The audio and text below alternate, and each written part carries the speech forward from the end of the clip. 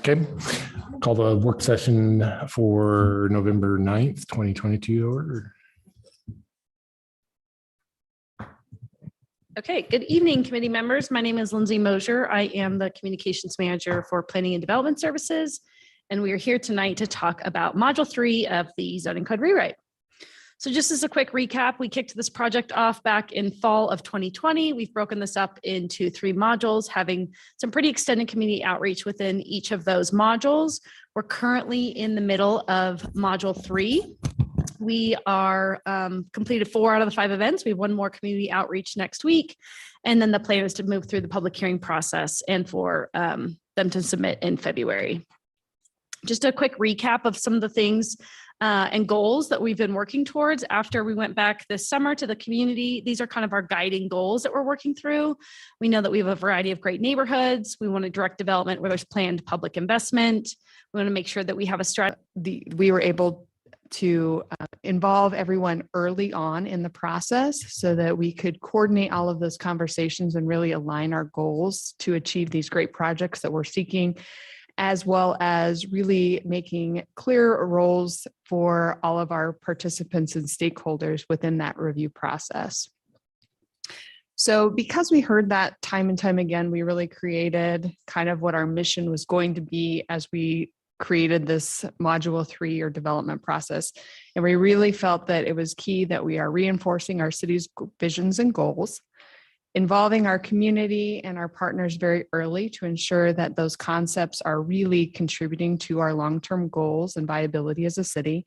And then, of course, making sure that we are resulting in great projects.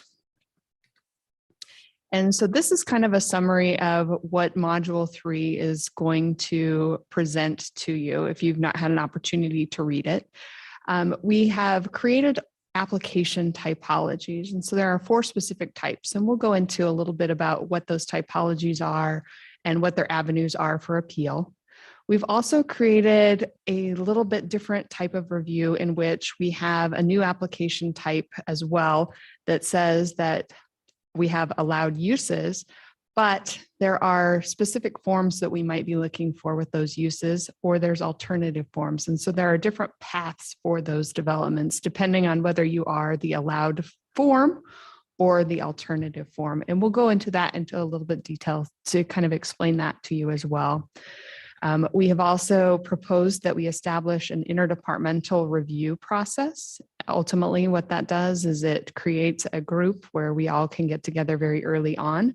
So whether we're internal partners within the city, so public works, fire, police, parks and recreation planning, that we can all be around the table, but we can also invite all of our external agencies and partners as well. So thinking about ACHD, ITD, irrigation companies, CCDC, all of them, so that we can coordinate our efforts and make sure that we're all headed toward the finish line rather than kind of diverting away from what our long-term goals are.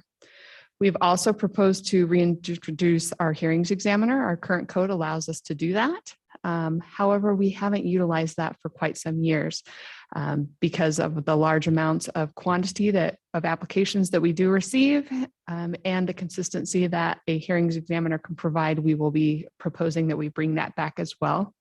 Here's some good news for you. We have proposed to reclassify you guys as a committee to a commission. And so that would ultimately allow us to eliminate 1 step in the appeal process. So any decision that you would render would then go directly to the city council. And so it would not have to go to planning and zoning and then city council along the appeal pathway.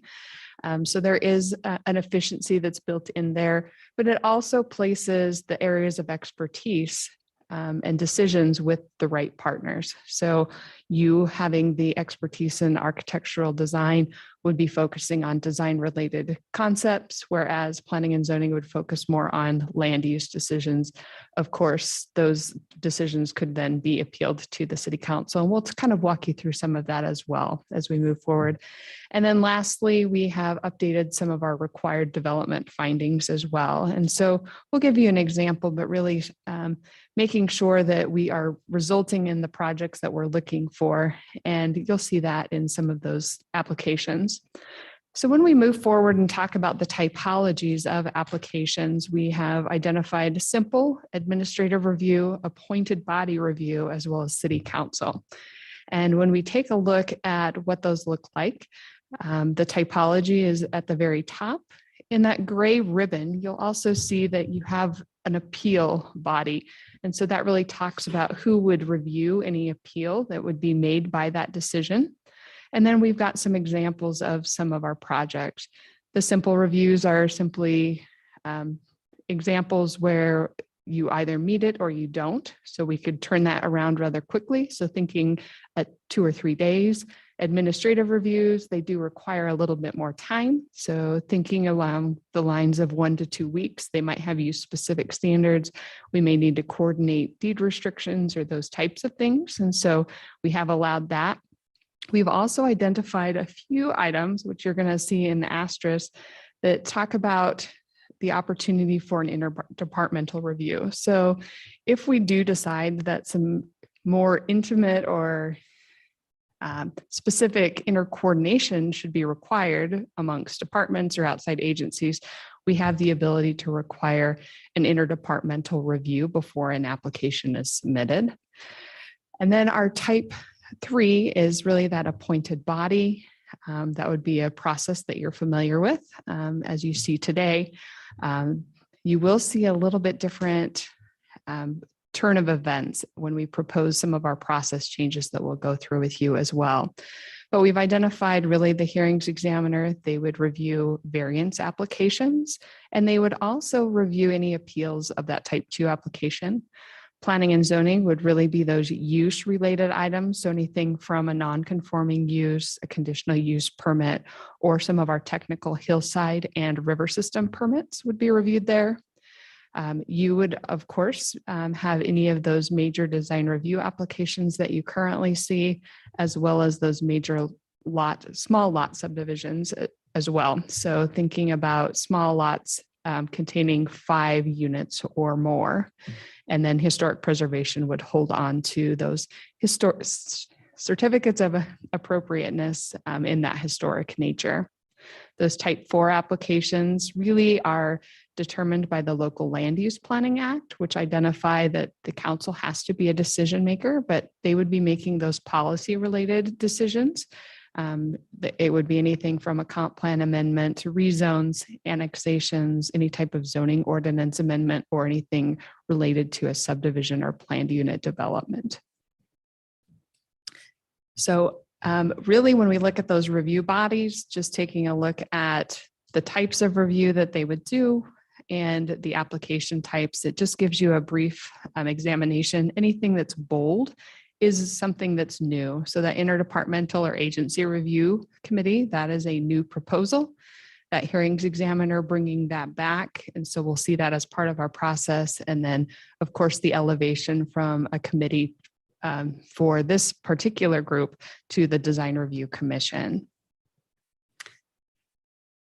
As I noted before, really what that interdepartmental review is just that opportunity for us to get together early on before an application is submitted rather than after. That allows us to really think things through, make sure that we're aligning our goals and policies together with one another rather than saying he said or she said, or everybody is around the table and we're able to communicate together and we know exactly what was said, what people's goals are, so that we can start to seek a solution that works for everyone.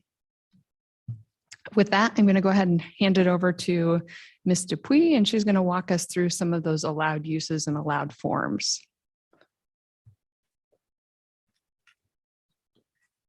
Hello, committee members. I'm Deanna Dupuy, and I'm going to be walking us through ways that we've used our process and procedures to help reinforce our city's vision and goals. And specifically, there's a new application type, which we're calling our allowed use and allowed form or alternative form. So in modules 1 and 2, we've taken a look at our table of allowed uses and have expanded where we believe certain uses are allowed across the city. However, sometimes how a building is built is just as important as what is being built. So we wanted to create a process that helps us get actually what we want and that we're building to the style or building to really help us meet those goals. Specifically, we've established 4 mixed-use zones that we care very much about how we're building buildings in these areas. These are the areas that when we talk to our community, they really want us to direct the most intense development there. So we want to have our process reinforce that. These are our mixed-use neighborhood zones, our MX3, which is mixed-use active, that's along State Street, Fairview, and Vista. That's where we really want to see growth that's going to support active transportation. Our MX4, which is our mixed-use TOD, that's areas only on 4 different nodes along State Street, but the goal there is to help support transit-oriented development. And then, of course, our downtown, making sure that we're supporting that investment in infrastructure that's been occurring within our downtown area. So you'll see in this table, those uses that are listed out. We care how those buildings are going to get built, and we're going to create a process to get that type of development we want. So I'm going to walk us through an example because we found that this is the easiest way to explain this new type of process. But we have allowed now multifamily as an allowed use in our MX3, which is the mixed use active.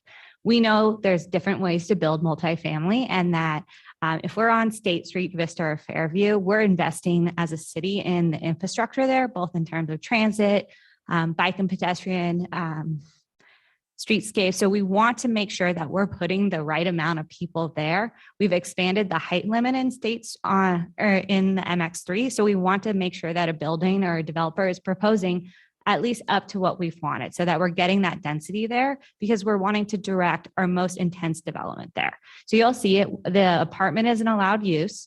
And then our allowed form is anything that's 4 or more stories. And if that developer is going to propose 4 or more stories, they become a type 2 application, which is staff level review. It will require interdepartmental review because we know multifamily is a large project and we need to make sure we're coordinating with all of the other agencies such as solid waste, ACHD. So we're not going to review it quickly just because it's an allowed form, but we're going to make sure that it's staff level because we've already established the fact that we want this type of use within our area, within our city. It contributes to those citywide goals. If a developer comes in and says, I'm going to propose an allowed use of multifamily, however, it's going to be 3 or fewer stories. It's going to be more of that suburban form. That's not going to help us build out that vision of State Street, Vista, or Fairview. We're going to make that of a type 3 application, meaning that it's going to have to go to public hearing. And it's a land use decision at this point. Is this the best use of our land within our city? Is this contributing to citywide goals? So this is a way that we're going to funnel different projects into different processes to help support that vision we're trying to achieve. This is another way that we're, again, trying to reinforce that vision of the city and really help support module 1 and 2, the implementation of that to be successful. This is a really subtle difference, but what we've done is we looked at our findings of approval, which I'm sure as committee members you're familiar with. And this one actually is an example from the design review findings for approval. And what we're doing is actually a really subtle shift, but hopefully an important one of instead of looking at a project and saying, oh, is the traffic impact minimized?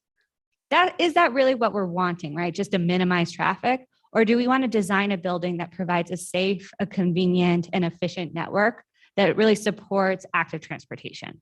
So it's subtle, but it's instead of just looking at it from one lens, we're kind of saying, what do we exactly want on our property and in these developments? And then I'm going to have Lena, she's going to walk through then all of these different changes. What does this actually mean for the process to get a building or a project approved? Thanks, Deanna. Good evening, committee members, Lena Walker. And yes, just to kind of recap, okay, there's a screen here. I can read, that's much easier. Just to recap quickly kind of what Deanna and Andrea had gone through. So those are kind of the building blocks of how we've addressed our processes and procedures. And then what would this actually look like in terms of an application coming through from start to finish? So you can see here on this slide, we have our current process for our staff level reviews and then the proposed process. The number of steps looks pretty similar there. One of the key changes that we're highlighting is that currently when we have an application come in, it's highly variable, the degree to which that concept might be fleshed out that we're looking at as a preliminary sort of staff review in a pre-application meeting. What would change here, so for application type 2, for example, if somebody were coming in to build a duplex, that's an allowed use and it would be administratively approved. They would come in for a concept review meeting. We would want to see that hopefully a little earlier in the process of, okay, what are you thinking? You know, what's the general layout and density that you want? And then staff would have an opportunity to give some guidance to that applicant of where to look in code, things that need to be potentially corrected in that concept. And then when that application comes in, it's submitted at 100%, and staff write their report, and that decision is made administratively with a potential appeal to the hearing examiner. Underneath, there's also, with the allowed use, allowed form, or a couple different application types that are administratively approved. However, they may be something that would require that interdepartmental review. So there is that additional step that may apply to an administrative application, where we would take a little bit of time to make sure that we have ACHD, Public Works, Fire, all of those people at the table really examining that application before it's submitted and before it goes into the staff report. And then looking at hearing level, so this is, for example, like a type 3 application. So this could be a major design review application. Again, existing process, you have that sort of 0 to 100% concept at the pre-application meeting. So below you can see that it's been broken out into a couple different steps. And what we have here is the neighborhood meeting is really happening quite a bit before that application is submitted. So you have a concept review meeting, which would then be followed after some preliminary staff feedback by the neighborhood meeting. Once that meeting has been held, there's another brief check-in with staff where we can kind of suss out with the applicant, what did you hear at that meeting? What were the concerns, and how can we address those successfully with the application of the code? Then getting our partners together for that interdepartmental review before the application is submitted, rather than staff sending out those transmittals and kind of managing the back and forth between all the different agencies. So that would be a type 3 application with a hearing level decision and a potential appeal to City Council. Finally, you have those type 4 applications at the City Council level review. And you can see that that process is essentially the same as the type 3, with the difference being that we still have that recommendation from the Planning and Zoning Commission, and then City Council making that final determination. Finally, another piece of our conceptual framework that we were working with here was that we really heard from our community that we need clear roles for our stakeholders, and that we want to involve the community and our partners earlier in the process to ensure that we're really getting excellent projects and our desired outcomes. A couple different ways that we've been working to address that in Module 3, looking at ways that we can create tools within our department around neighborhood meetings to ensure that there's clear communication between the city, neighborhood, and applicant about what concerns are discussed at those meetings, what are those expectations for how those meetings should be held. Also having those neighborhood meetings earlier in the process for those type 3 and 4 applications, so that folks can really have a chance to react to the concept and express their concerns or interest before the project really gets built out to a greater degree. Excuse me. And then finally, you can see in the image here, we're also working with our data team and PDS to develop a community development tracker. So currently all of this information around applications that is publicly available can be found online, but it's not the most user-friendly sort of platform. So we would be creating a map where you could actually see the entire map of the city and see all the projects that are currently live or that have been approved in the recent past. And you would be able to see the documents related to that application, and then also have a contact information readily available for if you wanted to give comment, and those comments would go straight to staff. And then I'll give it back to Lindsay, or I can finish this out if you want. Okay, sure. So finally, we're working through our community outreach right now for Module 3 in the consolidated draft. We do have 2 more community outreach meetings left on November 16th and 17th. That'll be at the Ada County Library. And then also there will be a neighborhood association leadership meeting on November 17th. So again, there's a link there to the community development tracker. We do have that live for current application data, and we are accepting feedback on that. So we've been really encouraging folks to get on that and take a look around at it, see how it works or doesn't, and then give us feedback through that webpage on how we could continue to improve that tool going forward. All right, and that's our presentation. Of course, we can all stand for any questions that you might have. Thank you. Great. Thank you very much. Questions? Mr. Chair, Yeah. I have several. First of all, I again want to express how much I appreciate all of the work that you guys have done. This is a monumental task, and I think that you are doing a great job pushing towards having a system in place that will create a better city for us. And so I applaud you on that and all of the work that's gone into that. That said, there are a couple of points that either I don't fully comprehend, and that's where my apprehension comes in, or I think maybe I'm at odds with the certain points. I'll start with the MX3 type 2 classification for a 4-story or taller multifamily building. And that worries me a little bit because, and I'll just take, for example, the project that we're going to talk about here later tonight. Under that classification, the project in question would be a staff level review. And over the last several months, this project has come to us several times, and it's been approved by staff because it meets all of the requirements in our city design guidelines, but it needs a lot of work still. And I don't know that city staff is necessarily empowered to say this project can't go forward because it lacks design credibility. But at the same time, it's something that I think our collective role has proven to be very important, from the standpoint of it's a big building, 4 stories and taller. That's going to have a significant impact on any streetscape and several streetscapes around it. And not to say that the entire staff at the city is not capable of putting the kibosh on a substandard building, but I just don't know that it would be within your purview if it checked all the other boxes.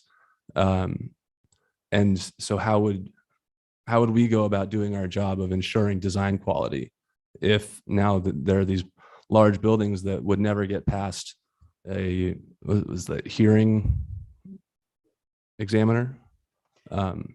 Sure. So committee member Erstad, other staff might have responses as well, but I think I can address one of the core pieces of your question, which is that, so there is a difference between the application type for the use and then the application type for design review. And so, for example, an allowed use, allowed form, if there were an apartment building, multifamily in the MX3 zone, that would be an allowed use. So the use would be approved administratively. Okay. I think However, that's the distinction is I'm not understanding that this is the use question versus the design quality question. Precisely. So that multifamily building would require major design review. And so that would be a type 3 application, and that would go to the design review commission for a hearing with a potential appeal to the city council. Okay. That's a major clarification. I appreciate that. The other question that I have is kind of a follow-up is not so much a follow-up, but this process, by adding extra steps, I appreciate the idea that we can get out in front of some of the various jurisdictional hurdles to clear. But if that stuff is happening at like a 50% design phase, we're only halfway there. There's a lot that can change again. So are we worried about turning this process from one that takes us, 6 months in a good year into one that takes it 9 to 12 before you even go in for your building permit application, and then all these agencies have to review the stuff again, and now it looks different because they saw it at 50% and now it's 100%. I think my worry is that this is creating a lot of not extra work, but it's creating a lot of work that it's going to require hours from people to do. And I don't know that it's necessarily going to change the final product or do we have case studies of other cities that do a process like this? Do they go faster? Do they go slower? Do they have similar staff levels? Do they have, you know, is this something that we're kind of inventing the wheel ourselves? Sure. Committee member Erstad. So try to answer all of your questions. And again, if other staff want to jump in, feel free to as well. That's a good question. And it's one that we certainly heard a lot in our outreach of when you kind of look at these flow charts of like, wow, why are you adding so many more steps? I thought we were trying to make this more efficient. I think one, our response that we have typically had to that is that as staff has worked through this module and trying to really rethink our process in a way that can get us to better projects and get us to a more efficient flow of the work, any of those steps that you're seeing outlined in that new process, perhaps with the exception of the way that it's formatted, like the interdepartmental review, none of the substance of those steps is anything different than what we're doing today. The difference really today is that we do not have a framework for how that work is done, and we don't have a code that can really clearly outline that for applicants and can really reinforce that these are the steps that you need to follow. You need to submit a complete application that has been properly vetted, as opposed to rushing to an application and then it's really, you know, staff are beholden to really figure out how to make all of that communication work. And that you could make the argument that that's a little bit more of reinventing the wheel every single time an application comes in, rather than having a consistent framework. Regarding some of these processes, we have done research as a department and reached out to other planning departments around the US that have an interdepartmental review, or what's sometimes called a concept review committee. And we've gotten good feedback from them on kind of how that works, what works and what doesn't. And we've tried to be cognizant of that, of tailoring it to something that can fit for our department, but that, to your point, isn't just completely coming up with a new design of doing things, but really building on the good work that other departments have done and what they've seen success with. I think finally, just to your point about the percentage of completion for the application, I mean, this is a draft of the code, and this is a framework that we're still developing and working through. So we certainly welcome that feedback, especially from folks that have a lot of experience with the process of an application from the start of the concept to when it all gets all the way to building. And so we would welcome any thoughts that people have, whether it's community or developers or our committee or commission members, on what are really the best numbers that we have for that. How do we have a framework that flows coherently? Thank you. I threw a lot of questions at you, and you handled all of them excellently. I appreciate it. Because right now we encourage like pre-applications, but most aren't required on most applications, right? And there are obviously other local that do require them.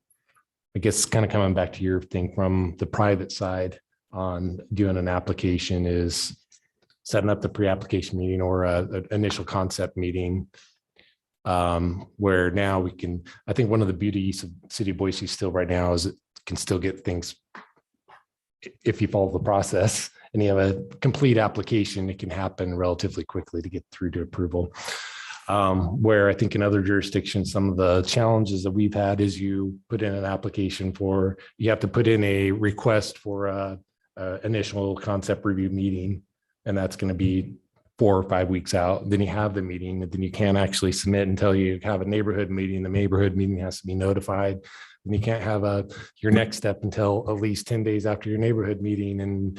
And so it really trickles into a long period of time. And on the private side, there's a lot of downtime on wait between those pieces. So from the productivity of starting a design on a project to getting a full application, there's probably a little more lax. Maybe that's the fear probably of that process, but without seeing more detail on it. I think I certainly understand the extra involvement with bringing the community in earlier. I think that's encouraged, I think, on all parties. That doesn't really happen as often now, I think. So I do encourage that, but it puts a little bit more responsibility back on the applicant to to do a few more steps.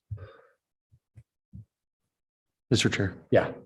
Yeah, I guess real, Oh, I was just gonna, hi, good committee member Marsh. I just wanted to add to, and I know you all as design review committee are seeing things that will likely stay unchanged in terms of scale that will go to the committee. Yeah. However, we're likely receiving an efficiency in our process by having expanded our table of allowed uses. So typically when something does come to the design review committee outside of the downtown, it's already gone through planning and zoning to get usually a PUD. We've expanded that quite significantly. So at least there's that efficiency there. And so that the goal there is really, we want to have the type of development that we want in our city and make that process easier. And for the things that require longer processes, it's because we've established some sort of weight and taking our time to make sure we're getting the right process. So at least from the Planning and Zoning Commission, a rezone, we want it to take a while so that we're actually thinking through the process and not rushing through certain decisions. Yeah, I think that makes sense. Thank you. and I don't know if this is necessarily a question per se, but I'm going to use like the project we're going to hear in just a little bit too.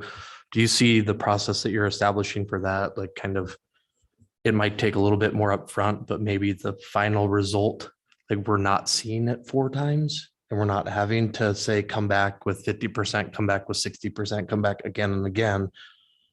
I think that that's kind of what you, at least my takeaway from reading some of the stuff, that's what you're shooting for, is to by the time it hits application, that it's, you know, the work is going to happen anyway, but then there's not as much lag in the middle or the end, that you're more upfront with it. Is that correct? Committee members, that is correct. And ultimately, and I guess I challenge you over the next few weeks to take a look at the applications that you are receiving, the number of conditions that you're receiving.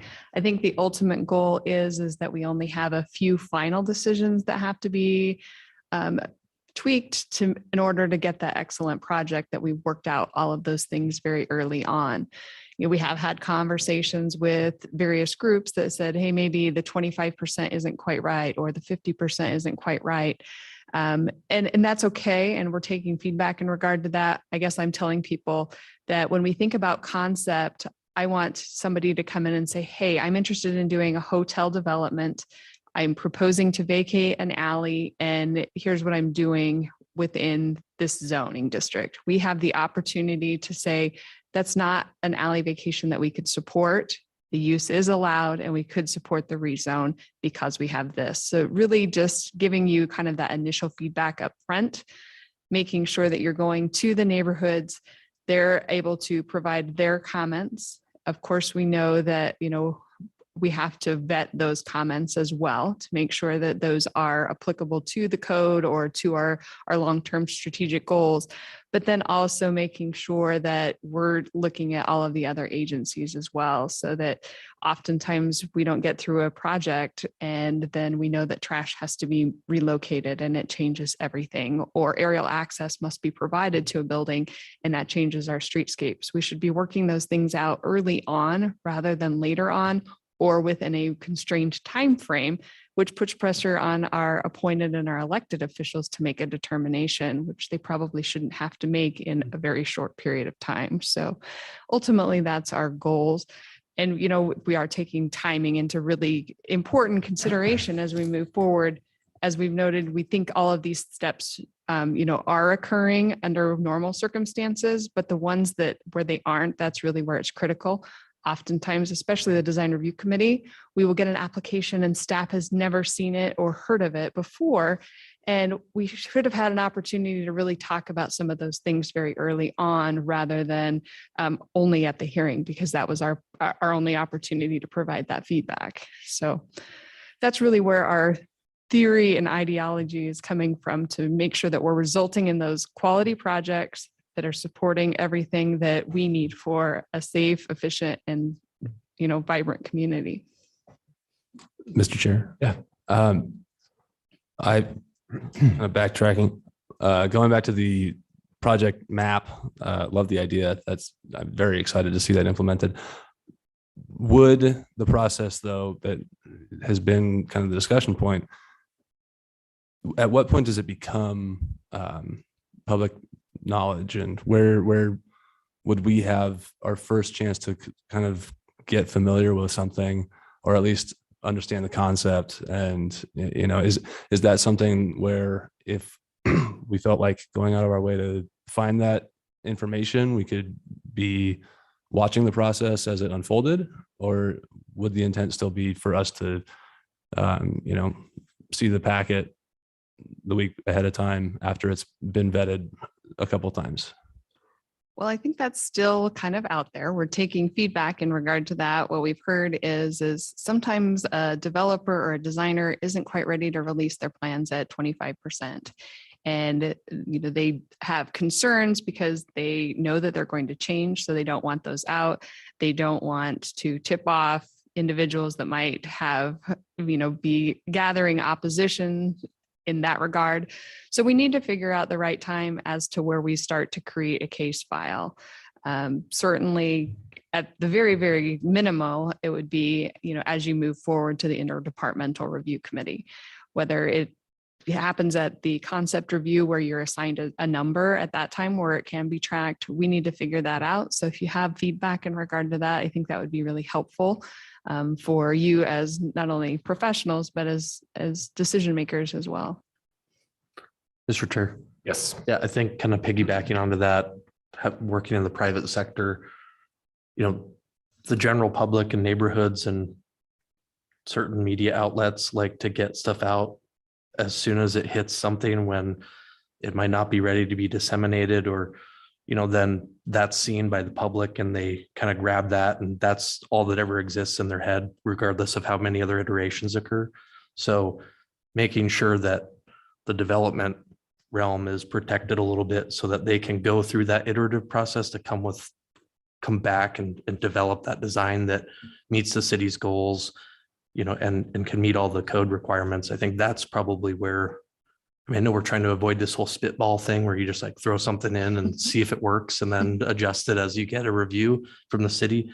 But that might cause some people to maybe step back a little bit and be a little cagier with their designs, which I don't know if it's good or bad really, but I think that that's probably some of the concern maybe coming out of the private sector, that there's stuff that they're really developing a concept that they don't, it's just to get the wheels turning, and they don't necessarily, they would have never shared that outside of the city or even within their own firm.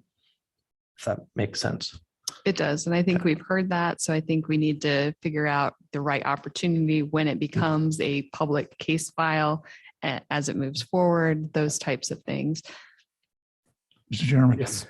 Yeah, I think everybody's sort of landing on the same point. And what occurs to me is that this developer who comes to you, whoever that developer is, whether it's a public entity or a private entity, they've got to put down on paper enough that they know performance-wise, this thing's a go or no go. They can't come stumbling in and go, well, are you going to give us that road? Well, is the setback not quite right? They're going to want to pick enough information that they can say, should we go buy this piece of ground and move forward with it? They can't wait 6 months, 4 months, 3 months to sort of ferret that out. If the process is saying, you know, back up and let us take a real good look at this before you get, don't go too far, but they need to go far enough that they know that their money is safe, that they're heading in the right direction. So you're in a quandary mode here about how early to be evaluating these things, and do they have enough teeth or not enough teeth? And I don't know what the right answer is. I just know that's going to be a dilemma. Yeah, and I hope that we can put your mind at ease as our new planning director has really looked at our process and feels that the upfront effort is really worth it. And so kind of evaluating what our staffing looks like and putting a lot of more staff up front. So where we do have the availability. So when we talk about early assistance, that when you come in for a concept review or that mid-process review, we have the opportunity to respond to you quickly within, you know, a day, if not, you know, that we're responding quickly. Now, of course, the interdepartmental agency review, you know, that certainly will be a scheduled out meeting. We're trying to figure out how we can make that work. Our feedback that we've gotten from our external agencies and our internal departments is The best way for us to do that is to have them on a solid day. So perhaps very similar to what we have today is a pre-application meeting. So on Thursdays, because we have more people at the table, we know that those are going to be longer in duration. So instead of half day, it might be a full day. And so we might meet every Thursday for the entire period. Also with the pre-applications that we get, they often fill up quickly. But the problem is a lot of those are simple ideas. They haven't vetted them. They're not ready for that type of commitment. And they have taken up a slot where somebody who might have been through the remainder of the process is ready. And so they kind of get cheated. And so the hope is that we can kind of create an efficiency that way so that we know, yep, you're ready for that. We want to make sure that you know that those are available to you every Thursday. And this is how we can make that happen.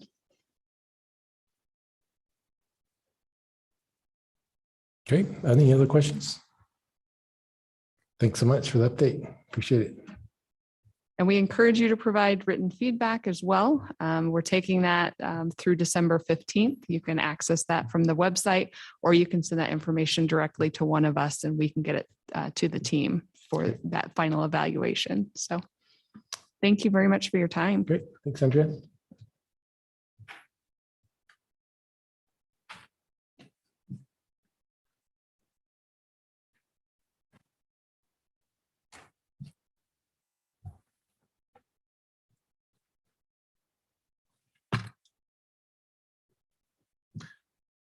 All right, Mr. Chair, we just have a couple minutes till the actual hearing. So just real super quick, a short agenda tonight. We do have a time extension at the beginning of the meeting. Those are actually not public hearings. Just so if we don't see a ton of them, we get them only occasionally. So just as a reminder, item A is not a public hearing. So no need to take public testimony on that. And then we just have the item on Fletcher that was continued from last month. So we'll just get started here in a few minutes. So real quick on. Sorry. Oh, to garage, you got 2 minutes, right? Yeah, you got a couple minutes.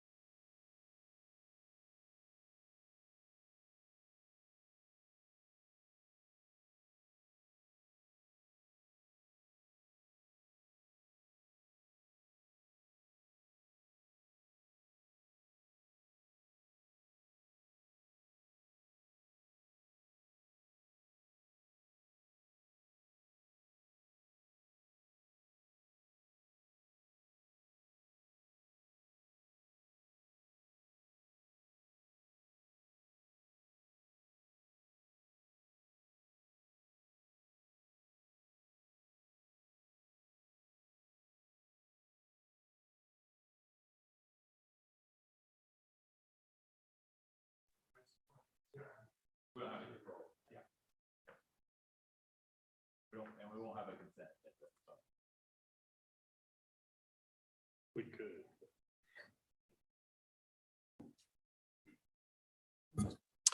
Right, I'd like to call the November 9th, 2022 Design Review Committee meeting to order. And with that, Christine, please call the roll. Semple, Here. Zabala, Rudine, Here. Marsh, Here. Aguilar, Zuckerman, Here. Erstad, Here. 5 present, 2 absent.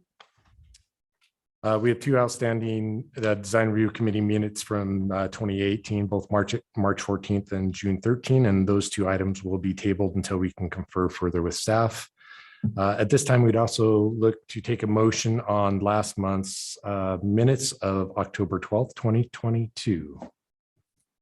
Mr. Chair, Yes, Mr. I Simple. would move approval of the Design Review Committee hearing minutes from October 12th, 2022. Second. Second too, just for the sake of completion. We'll say, Ms. Rudine, you want to be the second? That's fine. Okay.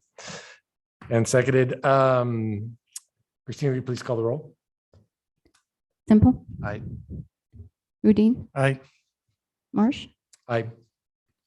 Zuckerman, Aye. Erstad. Aye. All in favor, motion carries. We have one item that's a time extension. It's item number ADRH 20-00051. It's 2502 West Bannock Street, the time extension of the approval to construct a 5-unit, 3-story multifamily residential building with 3 detached garage buildings and associated site improvements on a property in an R3D zone. At this time, I would take a motion for the time extension. Is that to next month? Date specific? Is it 2 years? Yeah, okay, gotcha. Sorry. Thank you. 2 years. Is there a motion? Up Mr. to 2 Chair. years, yes. Yeah, so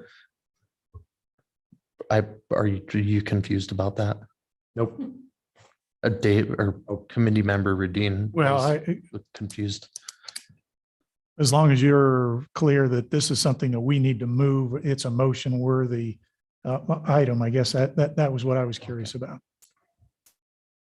Yeah, Mr. Chair, I do have a date specific if you'd like it. It would be October 6, 2024. Mr. Chair, Yes. can I ask a quick question, clarification? So that they've been granted design review approval on the project and they're just asking for an extension of that approval for the 2 years that, or up to 2 years that's allowed. Mr. Chair, Committee Member Semple, correct? Thank you. Did you have a motion? I'm Mr. Chair. Sorry. I can't I, remember. I would move the approval of the time extension for DRH 20-00051 containing all of the terms and conditions of the original approval and staff report. Okay, Second. so moved. Thank you. With that, Christine, will you please call the roll? Semple, I, Rudine, Aye. Marsh, Aye. Zuckerman, Erstad. Aye. All in favor, motion carries.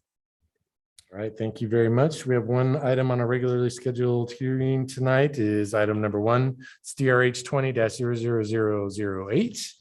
Location is 2850 West Fletcher Street. And it's a public work session to satisfy the conditions of approval. This time I'll turn it back over to staff for their presentation. Thank you. Thank you, Mr. Chair. The committee heard this item last month at the October 12th, 2022 public work session and deferred it to the November 9 regular agenda. So the applicant could work on design modifications, focusing on the podium levels and the residential component on the west end. Here's that aerial identifying the site. It's at Fairview and Whitewater Park Boulevard. The applicant has provided revised elevations and renderings.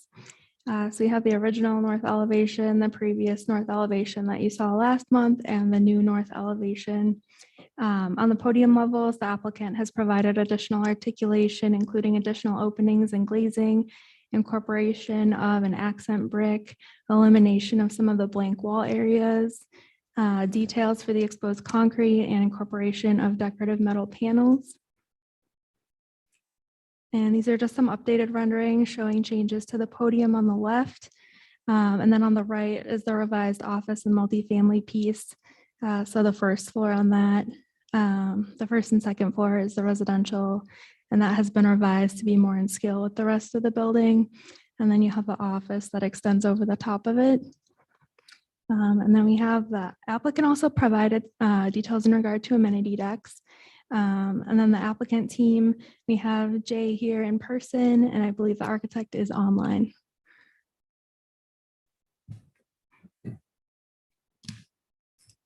Great, thank you. Any questions for staff at the moment?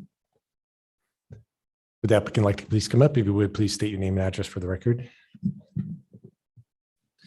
Thank you, Mr. Chairman, commissioners, gentlemen, lady. Appreciate the opportunity to be before you again. Our architect has turned around some design revisions and elements that I think really further the efforts that you all wanted to see again to discuss with especially the podium as along Fairview, treatments to really spruce that up, make it more pedestrian friendly, as well as make sure that the residential component on the west end of the office building tied to the building better than it doesn't look pasted on anymore. And he's done a really good job, and he's been out of town, but he turned this around in a timely fashion. And he's online from Southeast Asia, where he's been since the last hearing. And I'll let him run through his narrative and the changes and provide comment. Great, thank you. Josh, you can bring the architect on, and if you would, please state your name and address for the record when able. Hello, can you hear me? Yes, we can hear you. Hi, Grant Seaman, 600 First Avenue, Suite 102, Seattle, Washington.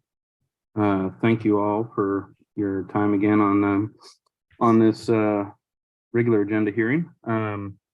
As both Caitlin and Jay mentioned, we took your feedback from last time, which was all great and I think really helped push the project along further, both at the podium level and at the West office. So just on this page that's up right now, as you can see, we'll start with the office area on the right-hand side of the screen. We've got the, originally the couple of units were there. We talked about needing those for unit count, but they did, appear not really to not to be very cohesive with the office itself. So what we looked at was actually extending the third and fourth floors of the office floor, which is the first two floors of office use. We've extended those out to kind of tie everything together, and we've redesigned those first and second floor units to be a bit more of a commercial kind of a loft style with large windows and lots of visibility in and out, but it also kind of ties in with that more commercial look. And we essentially only went up 2 stories on the office, one so that we were able to create another outdoor element for potentially the building or the people up on the 5th floor of the office, as a roof deck that kind of overlooks both Fairview and the Greenbelt. But also it got back to kind of our original thought of trying to step the building down a little bit as we got towards the Greenbelt, so that we didn't have the full 6-story mass that close to the Greenbelt. So the lower right is the view from the bridge on Fairview. As you can kind of see, the based on the grading of the site and really the new Whitewater extension being our key tie point, the first floor is at this west end is approximately 4 feet below the sidewalk at Fairview. So we'll be working on a pathway down to transition from the sidewalk down to the finished floor area there. That'll provide both access to the project as well as access to and from the green belt. Let's see, right above, so the upper right corner, that's a view looking from essentially the current greenbelt pathway access. We've got again, those first and second floor units are very open. They'll have some patios out there on the first floor and decks or balconies on the second floor. And then the office has lots of visibility and windows that both provide views of the greenbelt and the river, and also ties into the large glazing now on the units. And then kind of tucked into the corner there, so that it's out of the 70-foot buffer, we've got a small plaza or play area there that we're thinking could be kind of a shared use facility, both for residents and potentially folks from the Greenbelt could share use of that. Let's see, so that kind of covers the office side. As we get in further, I've got some more detailed blow up shots of the podium, so we can address those later.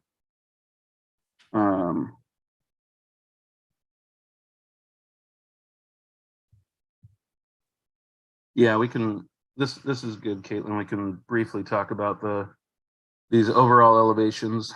They're still really big because it's a very large building, but like I said, I've got some blow up shots that we can go through as well.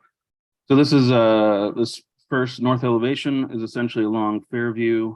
We've got the revised office and the extended third and fourth floor over on the right hand side. Glazing's been added both in the units down below and in there's an entry exit stair right there in that area as well that's got glazing added. Coming across the podium, we have brought in both additional either storefront or garage openings for ventilation, but then also we've extended the brick material down. Any areas that are still concrete, exposed concrete, we've added basically a horizontal 3/4 inch V groove detail to kind of break up the concrete and provide some more articulation in there. And then as we move further to the east, we've got the corner of the west building, which is a small retail area. And that has the expansive double height glazing. And we've wrapped that in the accent brick, the darker accent brick, to basically tie back with the office as well. We've kind of utilized the light and dark bricks so that things are cohesive across the project. Continuing again to the west, the area kind of centrally located was originally, or in the prior discussion, that was where that kind of larger expansive blank wall was. We were able to plug in a large storefront as an entry area where one of the major elevators and stairs are. You can see that just to the right of the amenity deck below the large white block. And so that's large storefront. We've added brick full height accents there, and then some decorative metal panels on either side of the opening.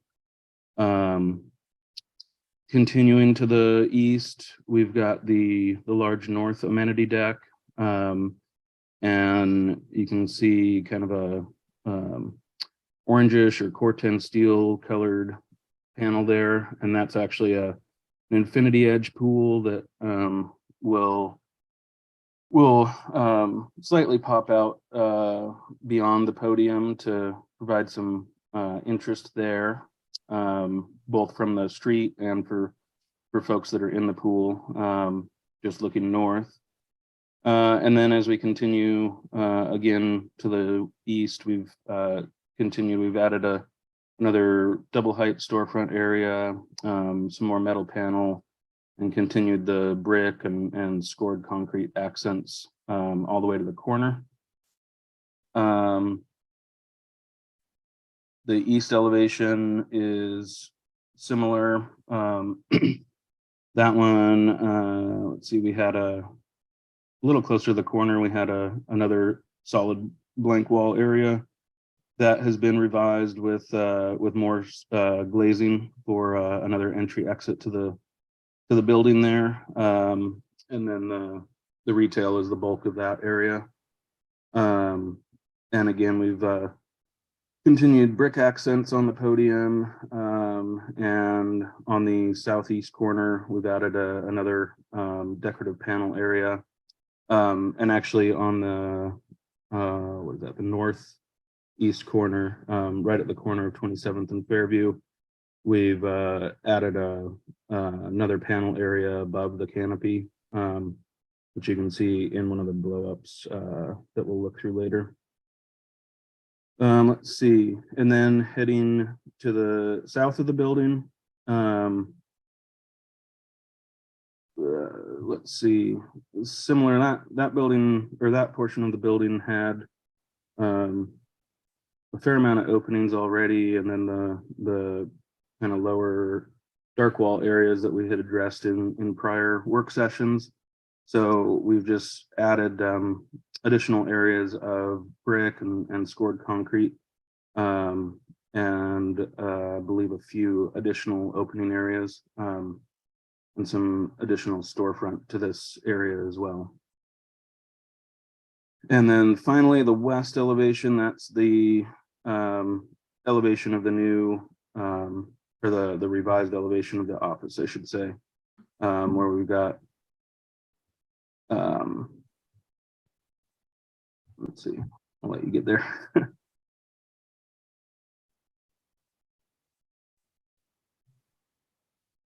Yeah, so that area, we've got the large glazing up in the office area.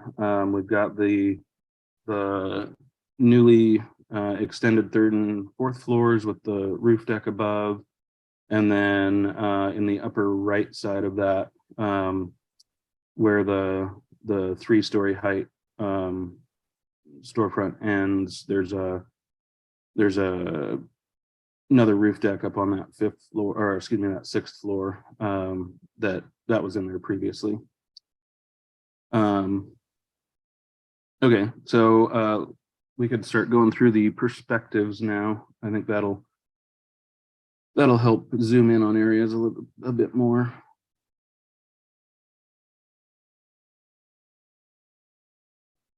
Yeah, this is a good one. So this is the area, the upper view is that central north amenity deck area, and also the area where we had a large blank wall area before. So now we've come in, we've added the storefront entry, or that double height storefront, let's see, right below the large white element, and it's got the metal panels on either side. There's the street trees running across the facade, and then the brick accents are in there to break up the facade. The amenity deck, you can see we've got a bird's eye view a bit later in the sheets as well, that you can see the pool up there a little bit better. But essentially the bulk of this facade is now open, either with storefront, or there's a few areas of open garage with a metal decorative grill panel in there. This is the view where Whitewater cuts through the project. Whitewater would go under that that bridge connecting the two buildings. And then we've got both in the west building on the right-hand side, we've got first floor retail. And then the building, the east building on the left-hand side of this image, we've got first floor retail, and then the leasing office will be over in that area as well. Let's see. Yeah, if we can go to the next page, please.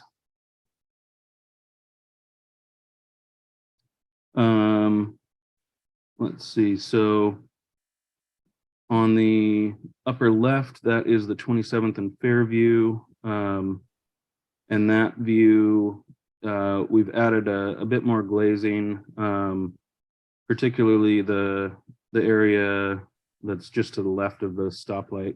Essentially, there was some solid wall in that area. We were able to add an entry exit in there. And then right on the corner, kind of running angled between that notch in the building, we've added a metal panel or metal decorative panel above the canopy between the horizontal white element and the canopy. To the right of the view, that was essentially the perspective that we saw earlier, but that's looking across Fairview from Whitewater as Whitewater goes under the building. And again, we've similarly got the brick, and then you can see in some of the blow-ups, you'll see the detail of the concrete a bit more, but to the west or the right-hand side, there's the brick accents with the scored concrete. And then down at the bottom of the page, bottom left, that's another shot of the office area and associated units, and just kind of showing that grade differential a bit.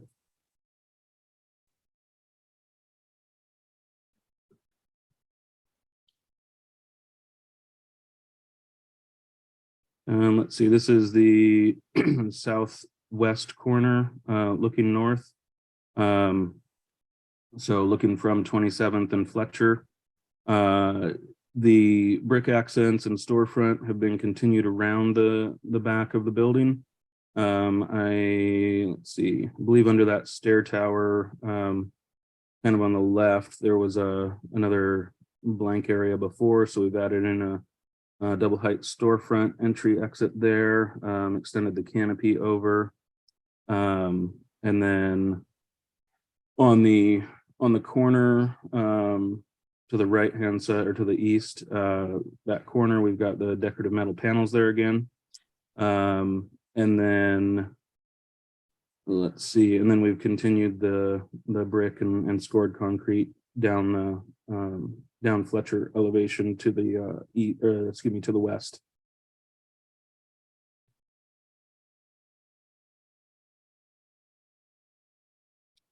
And I've got a similar view of this that's a little more zoomed in that we can look at in the next pages, Caitlin. So this is the wall that we addressed in I believe it was the August 12th work session, that's straight in front of us with the brick and the horizontal window areas. And then to the right of it is the garage entry from Fletcher Street. And you can see the scored concrete, or that with the 3/4 inch V groove, and then the decorative metal panels that are going into the ground floor garage openings. And those are there in the right hand side of that image. Let's see. And down here, this is from this would be from the southwest area, looking towards the area we were just looking at. So we've got again some of the scored concrete elements, the decorative panels, And then across the way, you've got the brick at the podium level.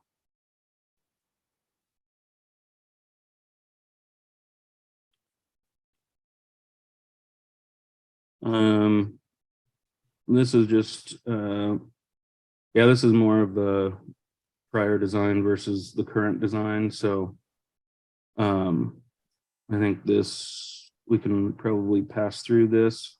We've already talked about the building design. Let's see.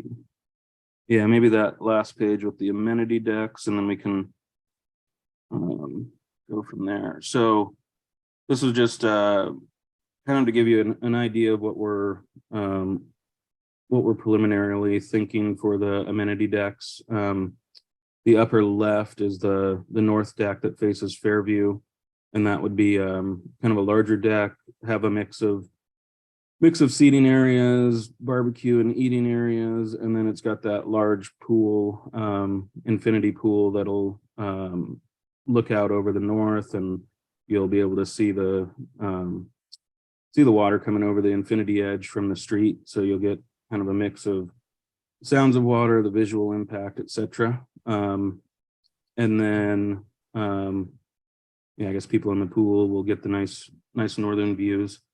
The upper right corner, that is the southwest deck. And that has another pool, some game areas, more sitting and eating. And then we've got a dog park there in the lower portion where you see the green, the turf up there.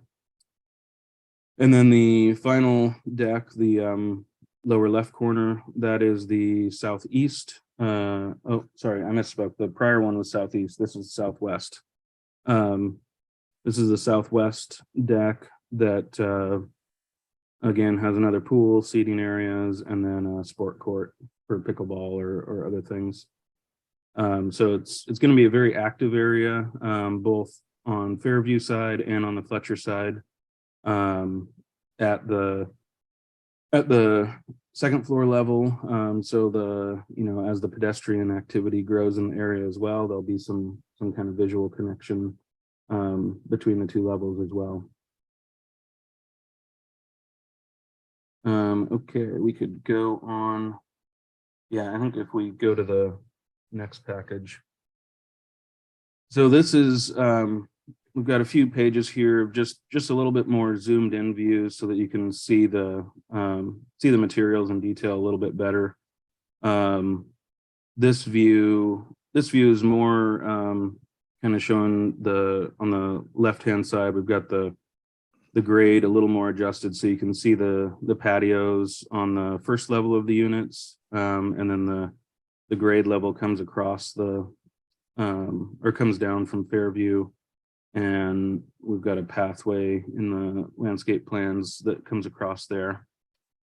So that was just kind of a minor tweak on that one. If you want to go to the next page, please. Yeah, if we can just zoom in on those, they should look pretty good. So from a legend standpoint, I guess if you want to go to the right real quick on the upper. So these are a couple of shots in the red box, kind of the first and second level units under the office, and then an area where the multifamily and the office kind of connect.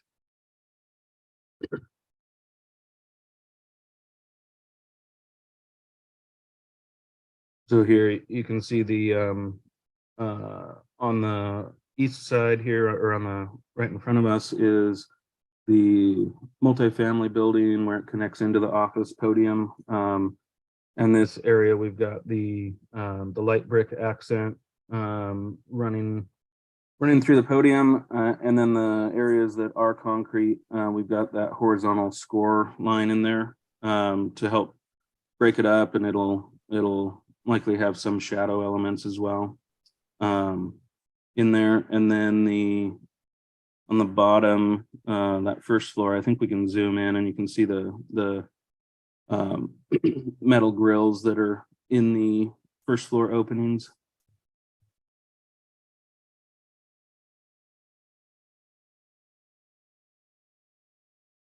Yeah, so we've got, excuse me, got some decorative metal grills that are going to be in the openings, that'll provide a bit more interest there than just either an opening or kind of a, standard chain link or something like that.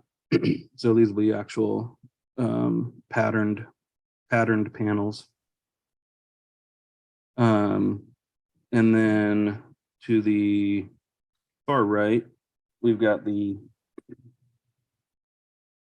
see the third floor of the office is there. And then the units are in the lower right corner with large windows. We've continued the brick across there. And then we've got some double height storefront areas. One of them is a entry area for the units. The other one's an area into the garage and circulation space. And then we've got the added garage openings as well. I believe that was closed prior.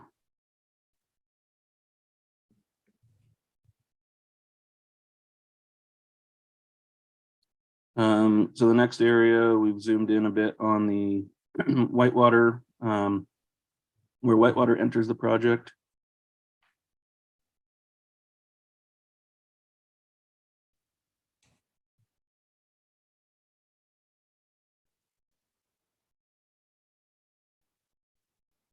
And in here, you can see the brick is, we've continued the stacked bond brick theme. And we've worked areas where there's full height brick, there's brick between the storefronts with an accent band above, or there's a brick wainscot with the scored concrete, above.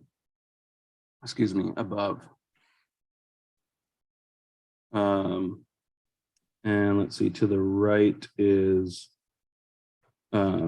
that's working its way down towards the west a little bit. So this right area is kind of an example of where the central access band of brick is, and then the scored concrete is above and below it to kind of tie it all together, but didn't want to go from just all concrete to all brick. And so wanted to keep some variety between the materials, but not add, introduce a bunch of new materials as well. Okay, so I think we can go to the next page.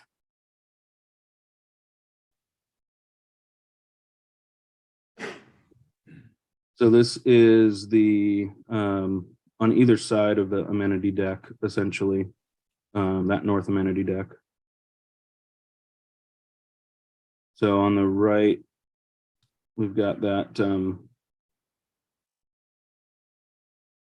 the area that was primarily a blank wall before.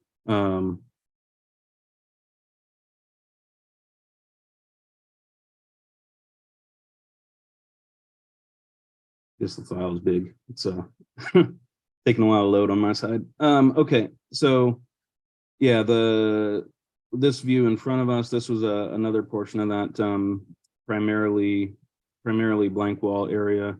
So we added another double height storefront in there at the entry exit, and then introduced a metal decorative wall panel, and then the metal panel or the metal grills in the garage openings.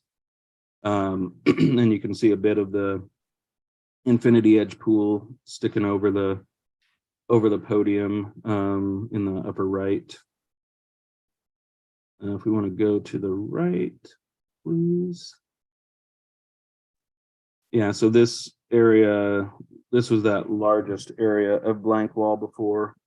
And we've turned this into, we've added to the right of this double height storefront, there was I think the first bay or two of storefront was blank. So we were able to get some additional storefront in there, get some additional storefront to the left of this large opening, and then get a double height, more of a key entry element facing the street with the metal panels on each side of it.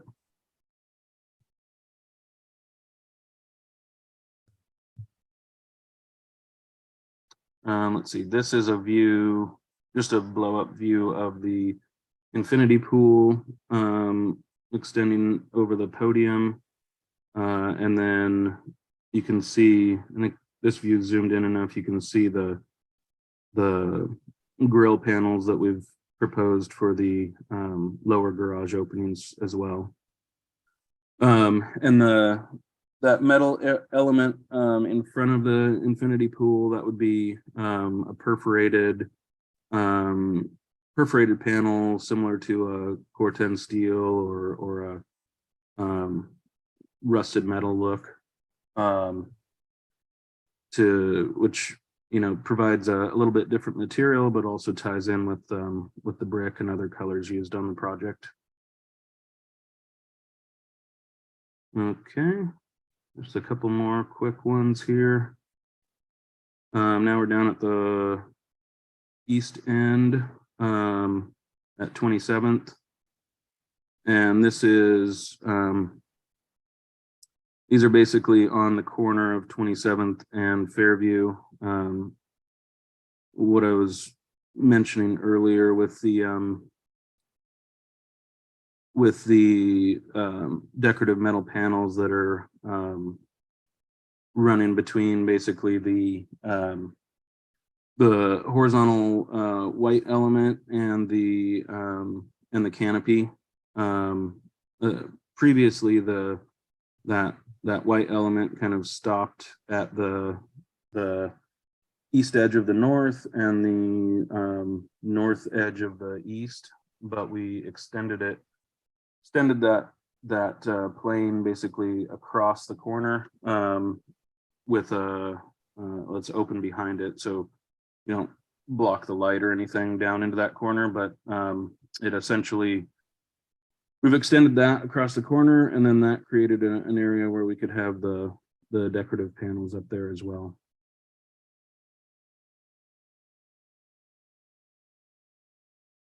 And let's see. Now we are back at the south of the building. So this is on the Fletcher elevation. And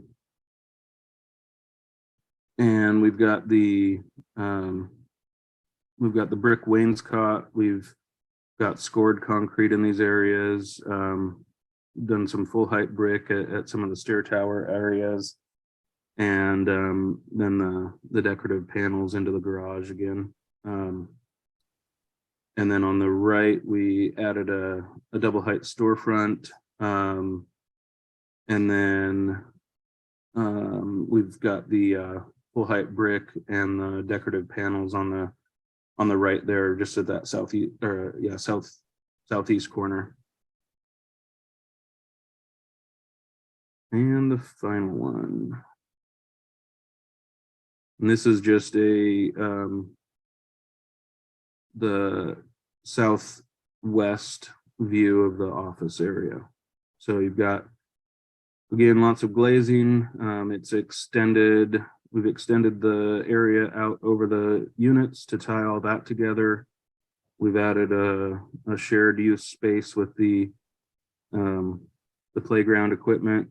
And then in the stair tower of the office, we've added additional glazing as well, to provide more openness there as well. So I think that runs through everything I had. There's a lot of changes and enhancements we did, but I think I think we heard your feedback. We agreed with the feedback, and we've incorporated what I think is a good solution to so that we're all in alignment now. Great. Thank you for your presentation. Questions from the committee for the applicant? Not this time. Mr. Stead? Mr. Chair, I don't have questions. I just more have commentary that would probably be better suited to a motion or at least to discussion. Yeah, I mean, we've still got to open up for public testimony too. So anybody else, if we don't have any other questions for the applicant? Thank you. Is there the neighborhood association online? Nobody present. Thank you. Is there any member of the public wishing to testify? Seeing none present. Any online, Josh? Seeing none. Any last or other comments from the applicant? Thank you, Mr. Chairman. I don't have any further comments. We're curious to see how the committee feels about these changes and the new elements and the way it all works together, hopefully. And we'll go from there. Great. Thank you. Thank you. Again, any questions for the applicant? Mr. Chair, I don't have any. No. Okay. And seeing none, we'll close the public portion of the testimony, bring back to the committee for discussion and a motion. My only part that I think that they did a good job incorporating all of what we asked for, bringing some glazing, my biggest concern with this was that north elevation and then that western office thing. I think you guys did a great job really dressing those up. I don't know if the play equipment's necessary there. I think that it's better suited to a more public passive use area. That's my only comment on that. Ultimately, I feel like they did a great job bringing this back to us at this level. Good. Thank you. Yes. I agree that the what is this west end with the extra units in the office is solved. I think it's quite attractive now, and I really like the addition of all the brick. It makes it look like a much richer building and breaks it up in a way that's very pleasing to the eye. Thank you. Mr. Chair. Yes, Mr. Stepp. I agree. I think the office is dramatically improved. And I appreciate the addition of the materials.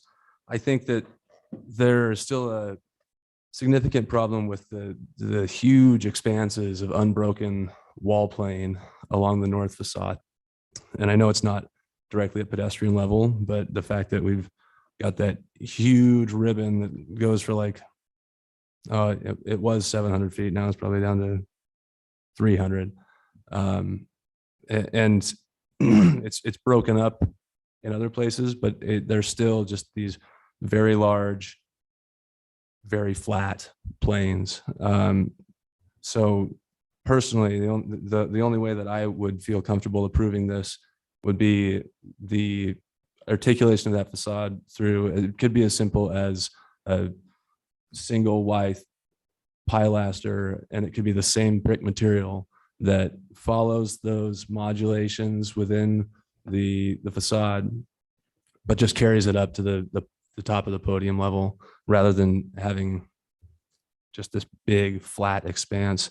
And I would want to see that pretty much everywhere that occurs, including on the western side where there's the big strip of brick that has the scored concrete kind of above and below it.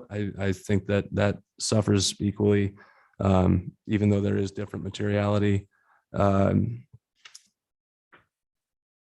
I'd rather see the grading in all of those windows. It's a little jarring to me to see essentially the same condition, but like the top looks incomplete now that the grading is in the bottom. And there are still a couple places where I think that you're not necessarily following your own design rules. I'd go back to the intersection of Whitewater, where on one side of the intersection, there's that white C bracket all around your building. And then on the other side, it stops and doesn't complete that. I know it kind of, from just the strictly massing standpoint, it looks somewhat sleek, but because of the difference in materiality, looks incomplete to me. I think that this building is at its best when the top floors interact with the ground level. And I think, you know, an opportunity there would have been with that large entryway. It's starting to have like the window openings align above the podium versus below it, but it's still just cut off at the podium level. And I don't think it reads entirely legibly from the exterior. And it just adds complexity without adding meaning, I think. If that makes sense to anyone but me. I say a lot of things that only make sense to me, but I'm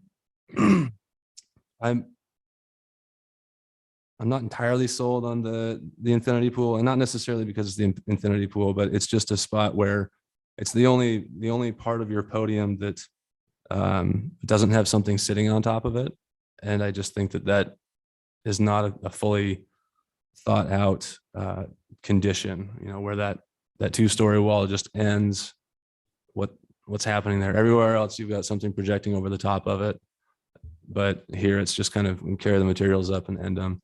I just want to see a little more completion on that.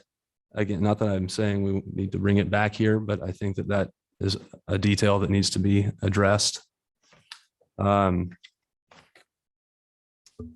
Otherwise, you know, we've been steadily marching closer and closer. And I think we're right on the cusp. Mr. Chair. Yes, Mr. Simple. Can I clarify something with committee member Erstad, and maybe it gives a little bit more clarity to the applicant? So on the south side of the facade, they have kind of those taller pilasters that carry from the ground level up to the top of the podium. Is that a similar condition that you'd like to see on the north, like where these are, they basically have the same thing, but they're broken by that long band of brick? Mr. Chair, Mr. Semple, that's exactly the move. Not necessarily, it doesn't need to be replicated exactly, but you know, that same kind of modulation, incorporating the verticality in there to break up that plane. And Mr. Chair, just a follow-up, just kind of another conversation. So if their takeaway is that they can incorporate that and it helps to break it up, with these recommendations, you feel comfortable that we could approve it if there's a motion and they can move forward with the design? And yes. Mr. Chairman. Yes, Mrs. Zucker. I'm sorry to be contrary once again, but I like it as is. And I like that the two sides of the entrance of Whitewater aren't too similar. Okay. Other thoughts, Mr. Redeem? Mr. Chairman, I will agree with that last comment.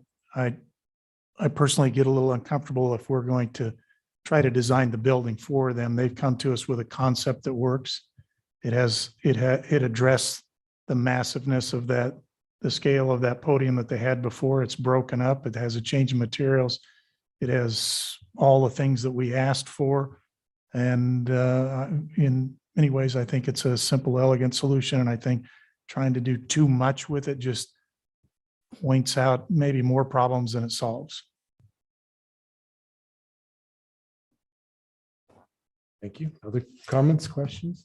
I think I'm kind of in between. I do agree on that north elevation one that's shown here. That horizontal band is rather long. The storefront portions, you know, the band above it there's not a lot of variation for a lot of square footage. It's basically the same architecture pattern for a long ways across there. So, you know, a little bit of modulation, as you said, with a pilaster, a slight change of break, I think would be beneficial. I do agree. It's one of those difficult things with these podium ones, because you never see an elevation of the building flat like this from a long distance away.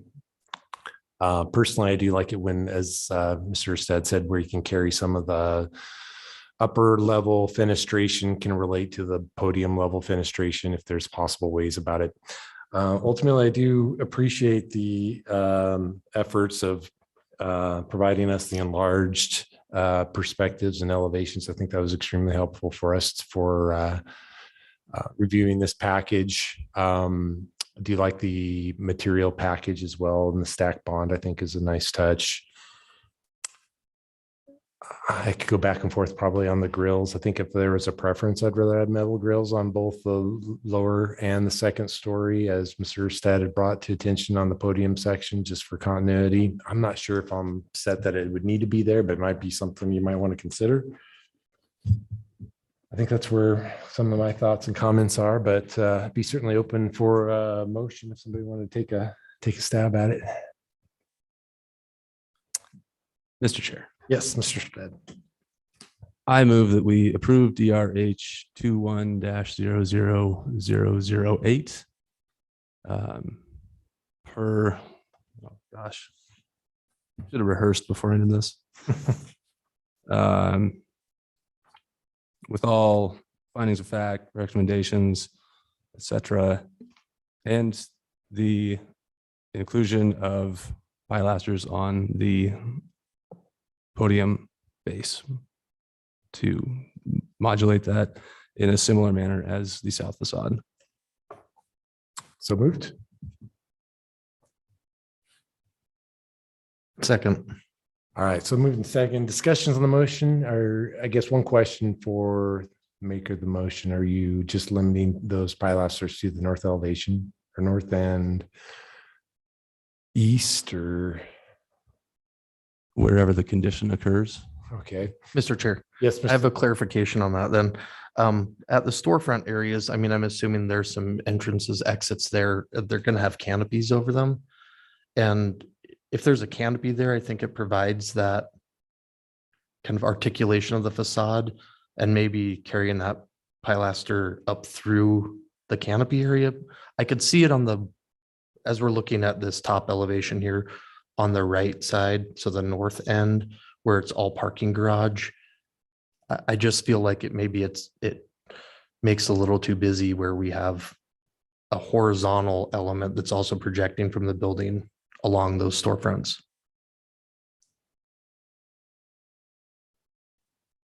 I said what I said. Okay.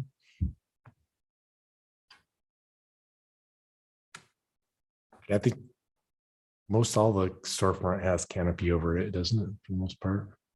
And Ms. Simple, you're saying that pilasters are probably not required. Is your thought where the horizontal canopy there, that it's a better view there on the top left, maybe? And yeah, Mr. Chair, I just don't know if it does anything for the pedestrian experience. I can see, I feel like there's going to be enough articulation along the southern or the eastern building. I feel like maybe the western building on the other side of Whitewater Park could maybe benefit from a little bit more, because it's got metal panel and just there doesn't seem to be as much horizontal articulation of that portion of the facade.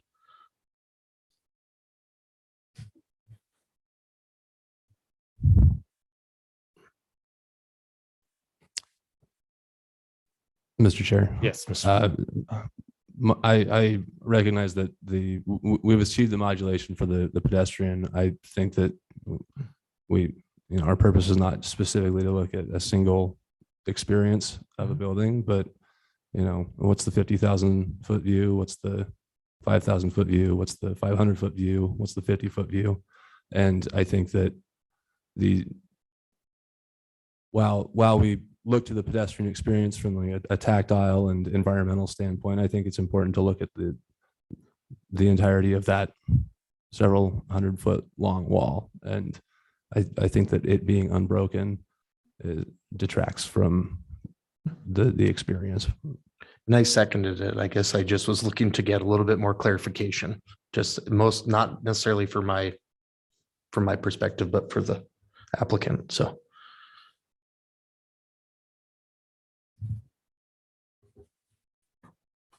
So we have motion and a second. Any further discussion? Do we feel like we have a clear motion? Rest of the committee? You do? Okay. Hearing another, Christine, will you please call the roll? Simple, Aye. Rudine, I, Marsh, Aye. Zuckerman, Aye. Erstad. Aye.